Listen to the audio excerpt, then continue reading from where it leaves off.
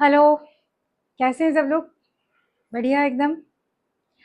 चलिए, तो आज 10th सीबीएसई इंग्लिश के कोर्स में हम लोग जो सेकंड चैप्टर है टेक्स्ट बुक का, फर्स्ट फ्लाइट का, उसमें एक पोएम है, वो पोएम करेंगे। पोएम है a tiger in the zoo. ये पोएम जो है वो कंपोज की है लेस्ली नॉरिस ने। अब ये जो लेस्ली नॉरिस थे, ये एक वेल्श पोएट थे, और ये पोएट्री के साथ साथ शॉर्ट स्टोरीज भी लिखते थे, मतलब ही वॉज अ राइटर।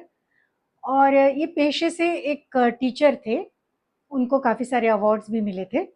तो उन्होंने इस पोएम में एक जो टाइगर है उसके उसको डिस्क्राइब किया है दो सिचुएशंस में। एक तो टाइगर जो है वो एक जू में है, एक केज में, एक पिंजरे में बंद है, ये एक सिचुएशन है।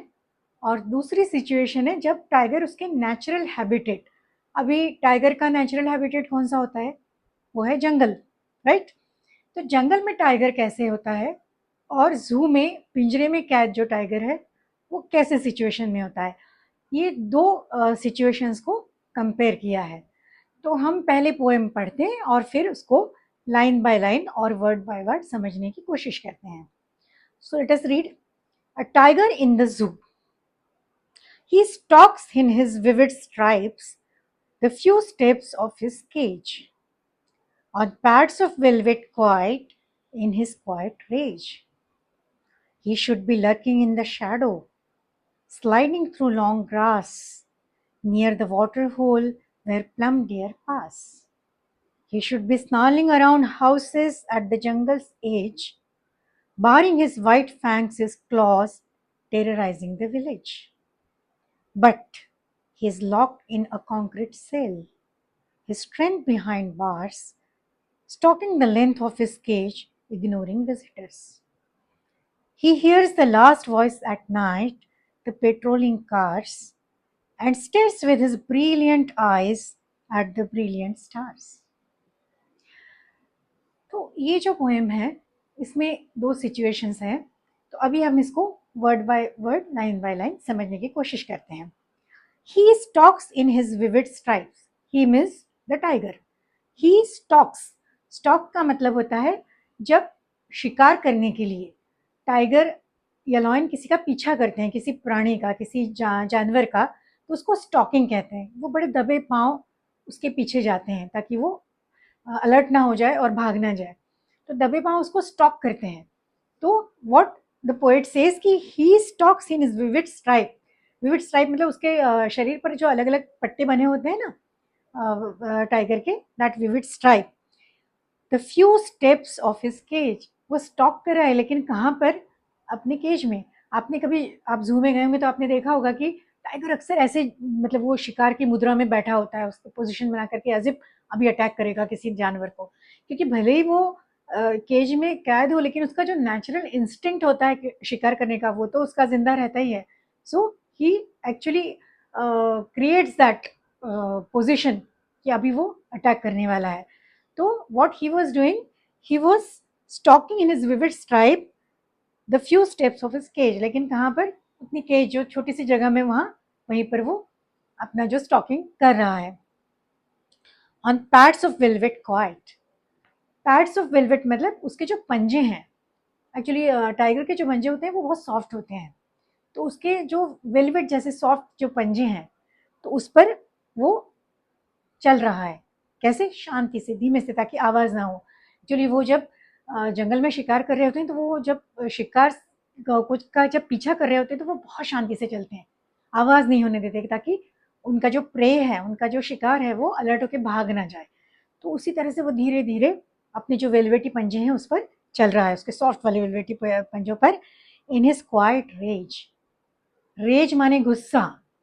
अभी अगर शिकार करना है तो गुस्सा, वैलर, वो तो लाना ही पड़ेगा ना, उसके बगैर तो वो शिकार नहीं कर सकता। उसमें गुस्सा है, वो शिकार करने के पहले वाला। मगर कैसा है? क्वाइट, एकदम अपोजिट, गुस्सा और क्वाइट। क्यों? क्योंकि वो केज में है। वो गुस्सा वहां प्रदर्शित कर भी नहीं सकता, क्योंकि ना वहां तो कोई जानवर है जिसका वो शिकार, मतलब उसके केज में तो कोई जानवर है नहीं जिसका वो शिकार कर सकता है। तो उसका जो रेज है, उसका जो गुस्सा है, उसका जो जोश है, वो सब कैसा है? क्वाइट है, वहीं उतने से एरिया में he is actually recreating the that whole scene of actually stalking the animal, any animal. मतलब वो जो शिकार करने का जो पूरा उसका जो एक इंस्टिंक्ट होता है उसको रिक्रिएट कर रहा है, जबकि that is not actually possible for him, क्योंकि केज में बंद है, वहां कुछ वो कर नहीं सकता. Now what the poet says, he should be lurking in shadow. What the tiger should have been doing, क्या कैसे होना चाहिए था, टाइगर ने कहाँ होना चाहिए था, क्या करना चाहिए था, मतलब what where he should have been. He should be lurking in shadow. Lurking means hiding, hiding छुपना. अभी वो कहाँ होना चाहिए था टाइगर को, उसको अभी शैडो में छुपा हुआ होना चाहिए था. स्लाइडिंग थ्रू लॉन्ग ग्रास, लंबी लंबी ग्रास में से स्लाइड करते हुए धीरे धीरे आगे बढ़ना चाहिए था. स्लाइडिंग मतलब ऐसे धीरे सरकते सरकते. Near the water hole, water hole मतलब जहाँ पर जंगल में ऐसे होते हैं ना नेचुरल पॉन्ड बने हुए होते हैं, या कोई झील होती है, झरना होता है, जहाँ पर कि सारे प्राणी पानी पीने आते हैं. तो near the water hole, why he should be near the water hole hiding in long grass, क्योंकि वहां पर टाइगर भी पानी पीने जाता है और उसी तरह से दूसरे एनिमल्स भी वहीं पानी पीने आते हैं, तो उसको वहां पर शिकार आसानी से मिल जाएगा. तो he should be near any water hole. Generally ये ऐसे ही करते हैं कि वो वाटर होल के पास जाकर छुप जाते हैं और फिर किसी न किसी जानवर का शिकार करते हैं. Near the water hole where plump deer pass. Water hole के पास क्यों, क्योंकि वहां पर प्लम, प्लम मतलब हट्टे कट्टे मोटे ताजे जो डियर होते हैं, हिरण होते हैं, वो वहां से आते जाते रहते हैं, वो पानी पीने आते हैं, वहां से घूमते हैं, इसलिए वहां पर उसको आसानी से कोई अच्छा हट्टा कट्टा शिकार मिल गया होता. तो द पोएट सेज कि where he should have been, he should have been the jungle near a water hole, जहां उसको शिकार करना चाहिए था, अभी उसने जंगल में होना चाहिए था. He should be snarling around houses at the jungle's edge. Snarling मतलब गर्जना, जो गुर्राते हैं ना टाइगर, तो उनकी जो गर्जना की आवाज होती है उसको snarling कहते हैं. He should be snarling around houses. Which houses? At the jungle's edge. जहाँ जंगल खत्म होकर गांव शहर शुरू होते हैं, तो वो जो बिल्कुल शुरुआती मतलब जंगल का मतलब एंड और गांव की शुरुआत के जो घर होते हैं, वहां तक तो जाते हैं हम भी सुनते हैं ना, कई बार टीवी पर देखते हैं, न्यूज में सुनते हैं कि किसी के घर में टाइगर घुस गया, लेपर्ड घुस गया. तो वो क्या जंगल के किनारे पे बने हुए जो होते हैं गांव, उसमें अक्सर ये चले जाते हैं. तो व्हाट पोएट सेज कि ही should B snarling around houses at the jungle says, वहां जाकर उसने गुर्राना चाहिए. बेयरिंग हिज वाइट फैंग्स, उसके जो वाइट दांत हैं, उसके जो फैंग्स मतलब दांत, बेयरिंग मतलब अनकवर मतलब शो, अपने जो दांत है वो ऐसे दिखाने चाहिए, जो उसके सफेद दांत है नुकीले. हिज पॉज, उसके जो पंजे हैं, उसके जो दांत और उससे पंजे, उसी से तो सबसे ज्यादा डर लगता है हमको.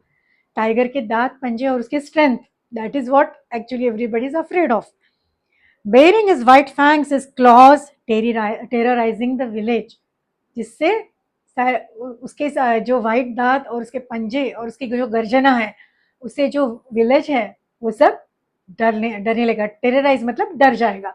तो वो उसने क्या करना चाहिए कि अभी उसने जो वहाँ जो उसके जंगल के पास वाले गांव हैं, वहां जाकर उसने गर्जना करनी चाहिए, अपने दांत और पंजे दिखाकर वहां के जो रहवासी हैं उस गांव में उनको डराना चाहिए. मतलब he should be in his natural habitat, that is what poet wants to say, nothing else. But he is locked in a concrete cell. But अभी आयरनी क्या है, दुख की बात यह है कि where he is, the tiger is locked in a concrete cell, मतलब एक कॉन्क्रीट के सेल में, उस पिंजरे में वो बंद है. हिज स्ट्रेंथ बिहाइंड बार्स, और उसकी जो स्ट्रेंथ है वो कहाँ कैद है, वो लोहे की बार के पीछे. वो उसकी जो स्ट्रेंथ है, उसकी जो ताकत है, बाकी तो हम ऐसे जो टाइगर हैं उसको हम, उसकी जो स्ट्रेंथ है उसके सामने हम टिक सकते हैं, ह्यूमंस हम लोग टिक नहीं सकते.